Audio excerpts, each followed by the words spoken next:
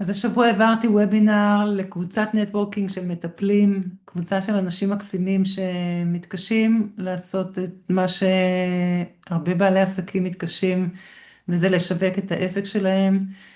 תכננתי להעביר להם הרצאה אחרת לגמרי, ויום לפני הרגשתי שדרוש להם משהו אחר, ובאמת קראתי להרצאה לשווק בלי לשווק למטפלים שרוצים למלא את הקליניקה, ובמיוחד למטפלים ששונאים לשווק.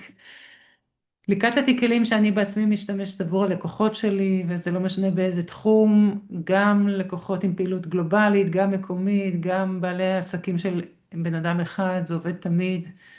היה כיף לראות אותם מרותקים ומתרגשים, ובפרט שכשעליתי לוובינר, הם ככה שיתפו בגילוי שהם כבר עייפים מוובינרים והרצאות בזום. אז הייתה חוויה אחרת לגמרי, הצלחתי להפתיע אותם.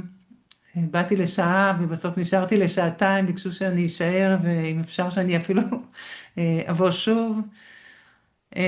הכלים האלה אגב עובדים לא רק בעולם העסקים, מתאימים גם ב- בזוגיות, בהורות, בחיים בכלל, איפה אנחנו לא באמת משווקים ורוצים ככה לייצר הקשבה ברמה אחרת. אז אגב, תוך כדי כשבניתי את הוובינר מחדש, הייתה לי תחושה שהם לא באמת שונאים לשווק, אלא שונאים לשווק כשזה לא עובד. בדקתי איתם שזאת אכן החוויה, והם אישרו שזה מדויק ממש, והתרגשו נורא לגלות שהם לא באמת שונאים, והם הבינו גם מה עומד מאחורי ההימנעות שלהם לעשות את זה. אז היה כיף גדול, היה מרתק, היה כיף להעביר את הידע ולראות שהוא ככה נוגע ומשמעותי.